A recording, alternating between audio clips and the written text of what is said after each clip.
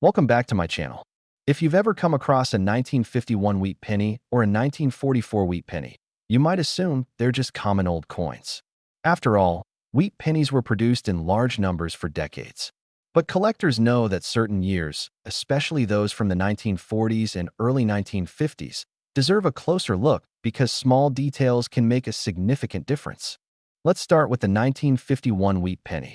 By this time, wheat cents were still widely circulating, and most examples today show heavy wear. Lincoln's hair is often flattened, the cheek and jawline lose detail, and the wheat stalks on the reverse usually appear weak from years of use.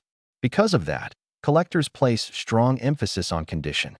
A sharply struck 1951 penny with bold lettering, clear wheat lines, and original surfaces stands out immediately. When examining a 1951 wheat penny, look closely at Lincoln's hair above the ear and the separation in the wheat stalks on the reverse. Strong lines in the wheat ears indicate a better strike. Also check for mint marks below the date. Comparing mint varieties can matter to collectors, especially in higher grades. Now let's move to the 1944 wheat penny. This year carries historical importance. During World War II, the U.S. Mint briefly changed penny composition in 1943 to steel due to copper shortages. In 1944, the mint returned to a copper-based composition using recycled wartime materials. That alone makes 1944 an interesting year to collectors. Most 1944 wheat pennies were struck in copper, and they are common in circulated grades.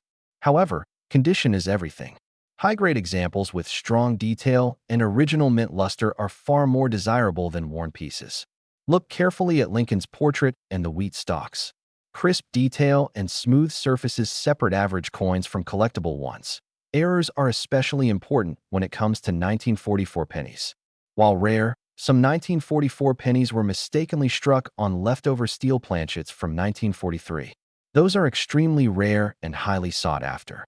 Even more common mint errors like doubled dies, die cracks, off-center strikes, and clipped planchets can add collector appeal.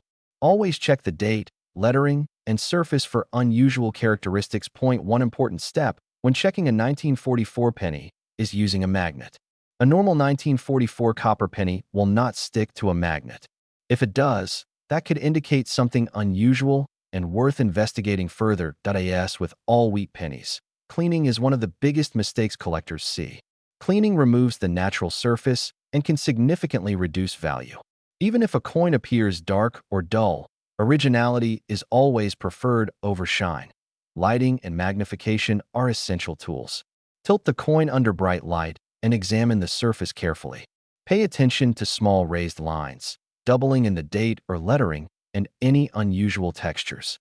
Many valuable coins are overlooked because people simply don't take the time to examine them properly. Right now, 1951 and 1944 wheat pennies are still found in old collections, coin jars, and inherited boxes. But higher quality examples and error coins are quietly being removed from circulation and placed into private collections. Over time, that naturally reduces the supply of better pieces. Before you dismiss a wheat penny as just an old cent, check the date carefully. A 1951 or 1944 wheat penny with strong details, an interesting mint mark, or an unusual mint error could be more collectible than you think. Awareness and careful inspection are what separate ordinary pocket change from coins that collectors value.